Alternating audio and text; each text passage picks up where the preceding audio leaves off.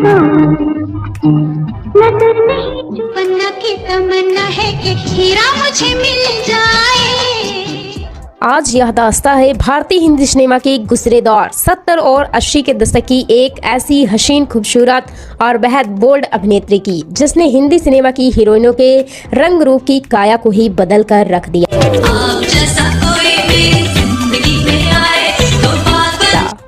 इस खूबसूरती की बला ने कैसे दिया था हिंदी सिनेमा को वो नया चलन, जिसकी वजह से बॉलीवुड की दूसरी कई अभिनेत्रियों के लिए खुल गए थे वो रास्ते जिनको तोड़ने की कभी किसी की हिम्मत नहीं हुई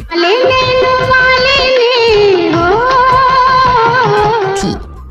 और अपनी इसी हिम्मत के चलते कैसे यह अदाकारा बन गई थी हिंदी सिनेमा के दो मशहूर अभिनेता और फिल्म डायरेक्टर की पहली पसंद।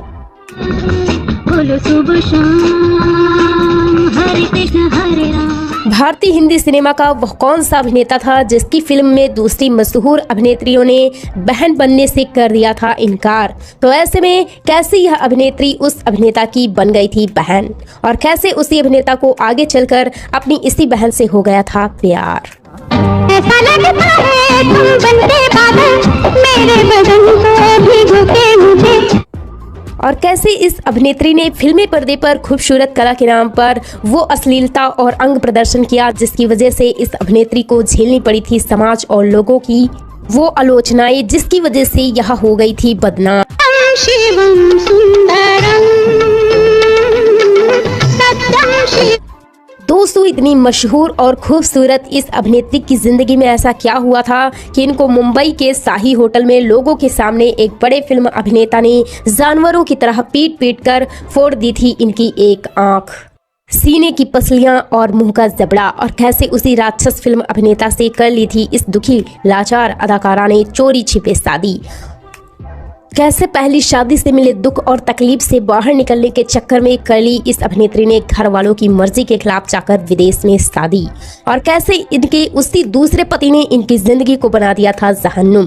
कैसे इनके पति ने इनको फिल्मों से दूर करने चक्कर में कैद कर दिया अपने ही घर में, और कैसे अपनी उसी जालिम पति की बीमारी के इलाज के लिए इस अभिनेत्री को झेलनी पड़ी थी वो आर्थिक तंगी, जिसकी वजह से कंगाली की हालत में पहुंच गई थी यह अभिनेत्री।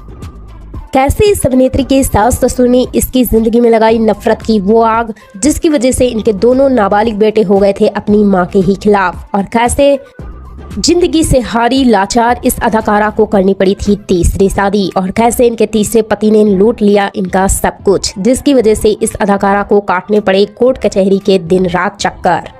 खूबसूरती के नाम पर ढेरों अवार्ड और प्रतियोगिताएं जीतने वाली यह मशहूर अदाकारा कैसे बन गई थी बदसूरत? क्यों इस अभिनेत्री को कभी ना तो पति का ही सुख मिला और ना ही प्रेमी का प्यार? बताएंगे और भी बहुत कुछ इस अभिनेत्री की जिंदगी से जुड़े उस बेरहम सच के बारे में, जिसे सुनकर आप सभी की आंखें हो जाएंगी नम। मेरा घर है, मुझे यहीं रहने दो, मत झोली फैलाओ किसी के आगे, मत भीख मांगो बाबा। तो बने रहिए इस वीडियो के अंतिम पल तक। नमस्कार दोस्तों, आप सभी का स्वागत है हमारे इस शो में। आज हम बात कर रहे हैं फिल्मों की एक ऐसी हसीन नायिका जो कि बहुत बिंदास, बोल्ड और खूबसूरती का नायाब मिलन थी, जिसने भारतीय हिंदी सिनेमा में दिया विदेशी फैशन को जन्म। इस अभिनेत्री की हर अदा थी कमाल, और इनकी इन्हीं आदतों पर हार जाते थे लोग अपना दिल।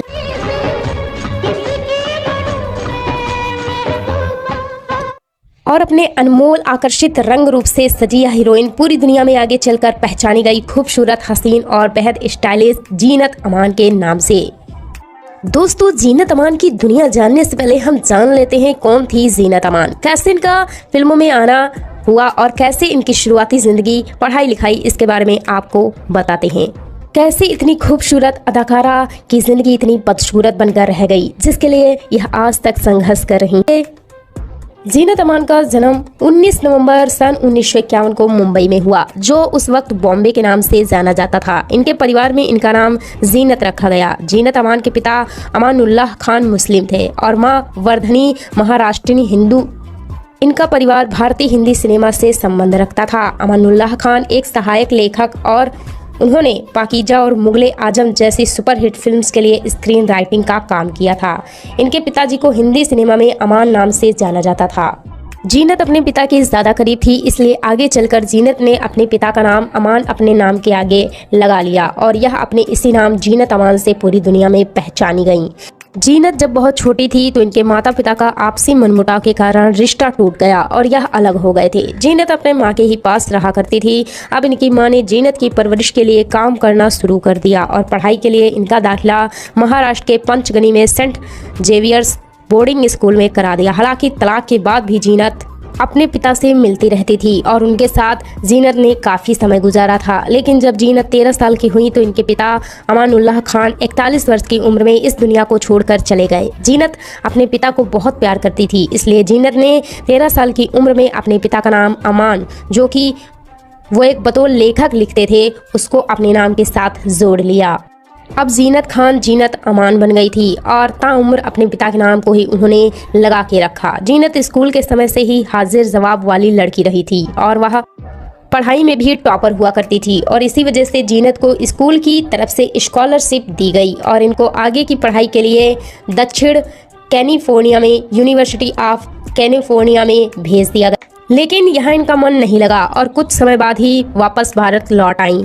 जब जीनत भारत से बाहर थी तो इनकी माँ ने भी दूसरी शादी कर ली और अपना नाम वर्धनी से बदलकर इश्कंडा हिंस रख लिया।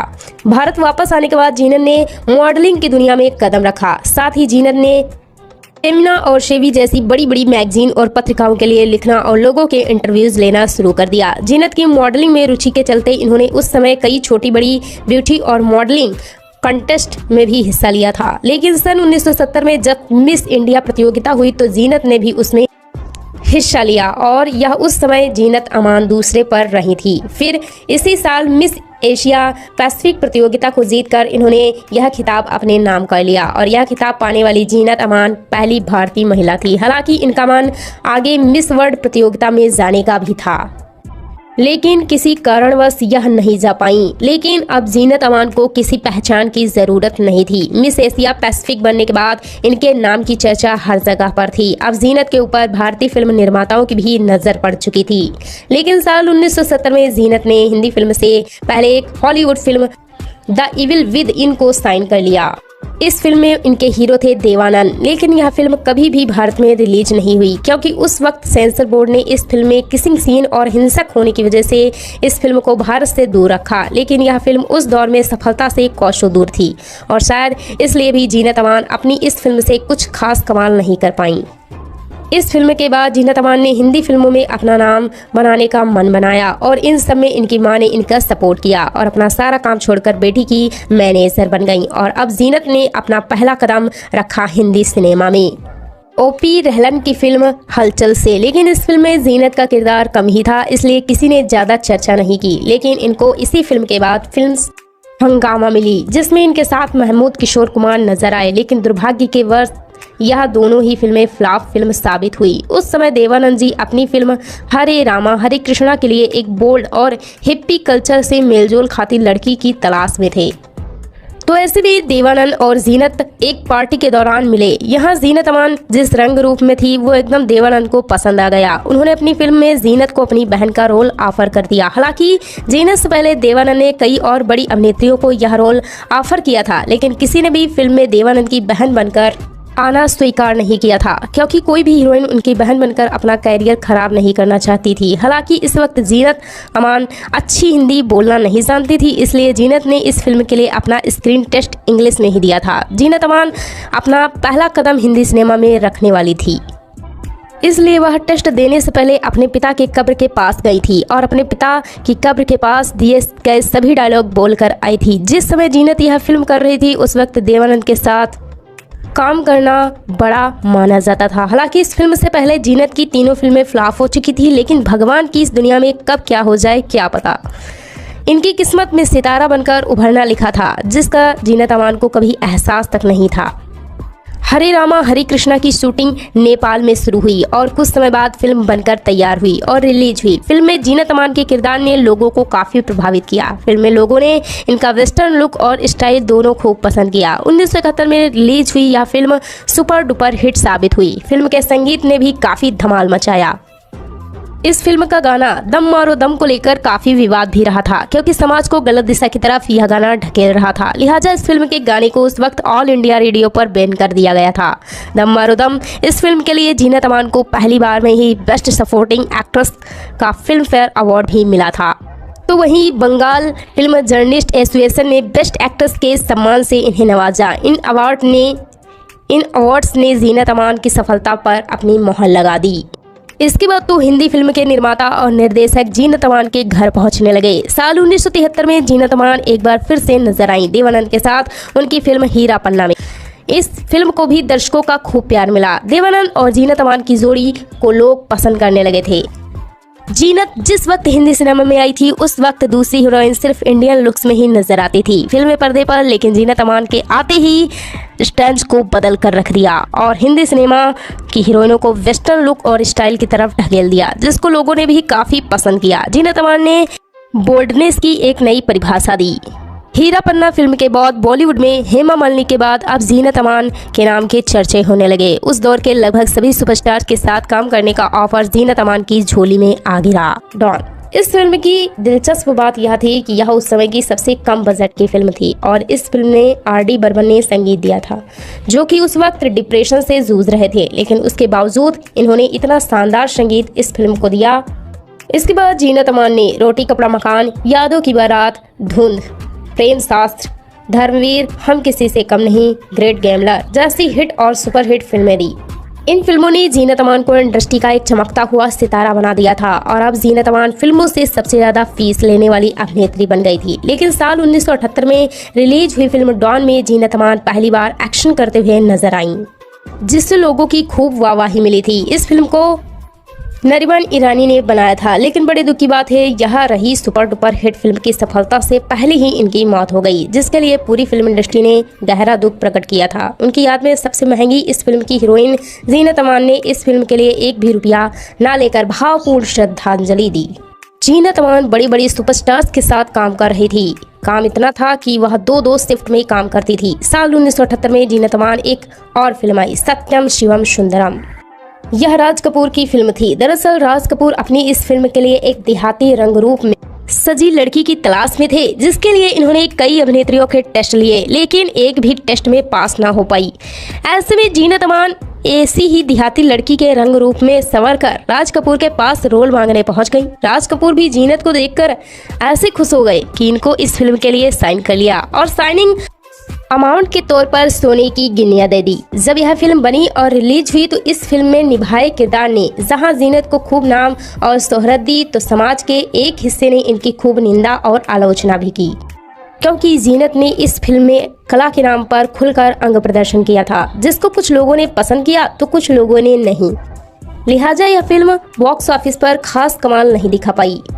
यह फिल्म जीनत अमान के लिए मील का पत्थर साबित हुई थी। जीनत अमान अब 7वें आसमान पर थी। इसके पास सब कुछ था, लेकिन नहीं था तो बस एक हमसफर। और जीनत अमान के मन में भी अब घर बसाने की जरूरत आ गई थी। लेकिन उस वक्त किसी को कानो कान यह खबर नहीं हुई कि साल 1980 में एक फिल्म आई थी जिसका नाम था अब्दुल्लाह। इस फिल्म में जीनत अमान और संजय खान ने एक साथ काम किया था। इस फिल्म के दौरान यह दोनों एक दूसरे के करीब आ गए थे और आपस में साथ में रहने के सपने देखने लगे, घूमने फिरने लगे। और ऐसी बातें बॉलीवुड के गलियारों से मीडिया की कलम तक भी पहुंचती हैं। मीडिया रिपोर्ट्स के मुताबिक जीनत अमान और संजय खान ने जैसलमेर में जाकर शादी कर ली, जिसका पता इन दोनों ने किसी को भी नहीं लगने दिया। जीनत अमान के कई शुभचिंतकों ने तो जीनत को होशियार भी किया था कि संजय खान उनको सिर्फ इस्तेमाल कर रहे हैं और वह एक दिन तुमको अपनी जिंदगी से निकाल फेंकेंगे। लेकिन जीनत तो संजय खान के प्यार में पूरी तरह से डूबी हुई थी। संजय खान जो कि पहले से ही शादीशुदा थे, उनके 4 बच्चे भी थे। इसके बावजूद जीनत अमान इनके प्यार में पड़ गईं। चुपके ही सही, लेकिन इन दोनों ने शादी कर ली और जीनत अब संजय खान की पत्नी थी। वहीं अब्दुल्ला फिल्म की शूटिंग पूरी हो चुकी थी, जिसके बाद यह अपनी दूसरी फिल्मों में शूटिंग में बिजी हो गई थी। इनके पास काम बहुत ज्यादा था। जीनत अमान लोनावाला में एक दूसरी फिल्म की शूटिंग कर रही थी, तो ऐसे में संजय खान ने जीनत अमान को फोन करके मुंबई आने को कहा, क्योंकि उनको अपनी फिल्म अब्दुल्ला की कुछ सीन को दोबारा शूट करना था। तो ऐसे में जीनत ने शूटिंग छोड़कर आने से मना कर दिया। तो इस बात से संजय खान फोन पर ही जीनत अमान से बेहद नाराज हो गए और भला बुरा बोलकर फोन को काट दिया। जीनत को संजय खान की नाराजगी अच्छी नहीं लगी और फिर प्यार में पागल जीनत अमान शूटिंग छोड़कर मुंबई आई और संजय खान से मिलने सीधे उनके घर पर जा पहुंची, जहां पता चला कि वह होटल ताज गए हैं पार्टी करने। बस तो फिर क्या था, जीनत अपने नाराज सोहर और प्रेमी को मनाने सीधे होटल पहुंच गईं। जीनत को वहां देखकर संजय खान आग बबूला हो गए और उनको होटल के कमरे में ले गए, जहां इन दोनों के बीच ना जाने ऐसा क्या हुआ कि संजय खान ने अपनी सभी मर्यादाओं को तोड़ते हुए जीनत अमान को पीटना शुरू कर दिया। जीनत अमान को जानवरों की तरह मार रहे थे। इतनी बर्बरता से हो रही पिटाई से जीनत अमान की चीख निकल गई। वह रहम की भीख मांग रही थी, लेकिन संजय खान नहीं रुके। जब होटल के कर्मचारियों को आवाजें सुनाई दी तो वहां पहुंच गए। वहां उन्होंने जो देखा उसे देखकर पैरों तले जमीन निकल गई। जीनत अमान जमीन पर पड़ी थी, उनकी आंख से खून निकल रहा था, उनका जबड़ा टूट गया था, उनके पूरे शरीर में सिर्फ चोट ही चोट के निशान। बताया जाता है कि इस हादसे के वक्त संजय खान की पहली पत्नी भी वहां मौजूद थी और वह संजय खान को जीनत अमान को पीटने के लिए उकसा रही थी। एक औरत ही दूसरी औरत पर जुल्म कर रही थी। यह दृश्य जिसने भी देखे वह दंग रह गया। यह संजय खान की दरिंदगी का वो चेहरा था जिसे हर कोई देखकर हैरान था। जीनत अमान को हॉस्पिटल ले जाया गया, जहां इलाज के दौरान पता चला कि जीनत की ज्वा लाइन टूट गई है। जीनत की आंख के पास की मांसपेशियां खराब हो गई थी। उनकी एक आंख को काफी नुकसान हुआ था। उनकी पसलियों में भी काफी गंभीर चोट आई थी। जीनत का यह हाल देखकर डॉक्टर भी हैरान थे। जीनत का इलाज चल रहा था तो अगले दिन बेशर्म संजय खान हॉस्पिटल पहुंचे। डॉक्टर्स ने उनको हॉस्पिटल से भगा दिया। इसके बाद जीनत काफ़ी समय तक हॉस्पिटल में ही रही। संजय खान ने अपनी biography the best mistakes of my life में अपनी इस हैवानियत से भरे दर्दनाक हादसे को कबूल किया था। जीनत अमान के चाहने वालों ने ना कि उन्होंने कभी संजय खान को माफ़ किया। संजय खान ने जीनत के साथ ऐसा पहली बार नहीं किया था, इससे पहले भी वो जीनत के साथ ऐसा कर चुके थे। इस बात की पुष्टि उनके डॉक्टर्स ने की थी। इस घटना के बाद जीनत अमान ने हमेशा के लिए संजय खान से अपना रिश्ता तोड़ लिया था। जीनत अमान न जाने संजय खान के प्यार में कैसे पागल हुई थी कि उन्होंने इतना सब हो जाने के बाद भी पुलिस में उनके खिलाफ कोई भी रिपोर्ट दर्ज नहीं कराई। इसके बाद साल 1980 में जीनत अमान की अली बाबा 40 चोर, कुर्बानी, दोस्ताना, इंसाफ का तराजू, लावारिस, तीसरी आंख, पुकार, जागीर जैसी कई फिल्म हिंदी सिनेमा को दे दी, जिसमें यह दमदार भूमिका निभाते हुए नजर आई और उनके चाहने वालों की संख्या बढ़ती चली गई। ऐसे में जीनत अमान फिर से अपनी सफलता के सबसे ऊंचे पायदान पर थी। यह सभी फिल्म्स के हीरो और फिल्म निर्माताओं की पहली पसंद थी। उस समय बड़े बड़े बिजनेसमैन, फिल्म निर्माता और कुछ एक्टर जीनत से शादी करना चाहते थे, लेकिन जीनत अमान ने इन सभी को ठुकराते हुए अपना दिल हार दिया बॉलीवुड के एक अभिनेता के आगे। आते जाते सबकी खबर रखता हूँ। आपको याद है हिंदी सिनेमा के सबसे असफल एक्टर के तौर पर पहचाने जाने वाले जिनकी सभी फिल्में फ्लॉप रहीं, वो थे मजहर खान। जीनत अमान जैसी मशहूर सुपरहिट अदाकारा के सामने मजहर खान का फिल्मी सफ़र बेहद लचर पचर था। मजहर खान जीनत अमान से पहले भी 2 शादियां कर चुके थे, लेकिन दोनों शादियां टूट गईं। फ्लॉप करियर, निजी जिंदगी में बर्बादी, तो ऐसे में मजहर खान को साथ मिला जीनत अमान का। लेकिन जीनत अमान के इस रिश्ते से इनकी माँ खुश नहीं थी। जीनत और मजहर के बीच एक भी समानता नहीं थी। लेकिन दोस्तों, जीनत अपना घर बसाना चाहती थी, वो माँ बनना चाहती थी, लिहाजा वो अपनी माँ को बिना बताए सिंगापुर चली गईं, जहां इन दोनों ने खास परिचित लोगों की गवाही के बीच निकाह कर लिया। जीनत की माँ को जब यह पता चला तो उनको सदमा लगा और उनको हार्ट अटैक आ गया। इधर माँ अस्पताल पहुँच गई और दूसरी तरफ पूरी फिल्म इंडस्ट्री भी हैरान थी कि आखिर जीनत ने यह क्या कर लिया। लेकिन अब तो सच यही था कि जीनत मजहर खान की शादी हो गई थी। जीनत गर्भवती हो गई और घर में नन्हे मेहमान का इंतजार होने लगा। लेकिन शायद जीनत की जिंदगी में अभी खुशियां नहीं लिखी थी। जीनत को पता चला कि उनके पति मजहर खान उनकी पीठ के पीछे किसी दूसरी महिला मॉडल को डेट कर रहे हैं। वह गर्भावस्था की हालत में अंदर तक टूट गई। लेकिन जीनत अपने बच्चे को कोई भी नुकसान नहीं पहुंचाना चाहती थी, इसलिए उन्होंने बच्चे के जन्म का इंतजार किया। कुछ समय बाद जीनत ने एक बेटे अजान को जन्म दिया। बेटे के जन्म के बाद जीनत सब कुछ भूल गई। समय गुजरा तो जीनत ने फिल्मों की वापसी को भी सोचा, लेकिन मजहर खान ने उनको कभी भी घर से बाहर जाने ही नहीं दिया और उनके बच्चे की परवरिश करने को कहा। जीनत कुछ करना चाहती थी, लेकिन मजहर खान की सख्ती के चलते जीनत के सपने अब टूट चुके थे। मजहर खान ने भी जीनत अमान के साथ फिल्मों में सोहनी महवाल, अमीर आदमी, गरीब आदमी, भवानी जंक्शन में काम किया। जीनत जो मजहर खान से शादी करके अपनी खूबसूरत दुनिया बसाने चली थी, उसी मजहर खान ने उनके लिए घर को जेल बना दिया था। जीनत को इनकी स्टार्स वाली जिंदगी से दूर कर दिया था। धीरे धीरे जीनत को एहसास हो रहा था कि उन्होंने मजहर से शादी करके जिंदगी की दूसरी सबसे बड़ी गलती की है। जीनत ने यह शादी घर वालों के खिलाफ ही की थी, लिहाजा वह किसी से कुछ शिकायत भी नहीं कर सकती थी। जीनत की जिंदगी बड़ी तकलीफ देह निकल रही थी, तो ऐसे में इन्होंने अपने दूसरे बेटे जहान खान को भी जन्म दिया।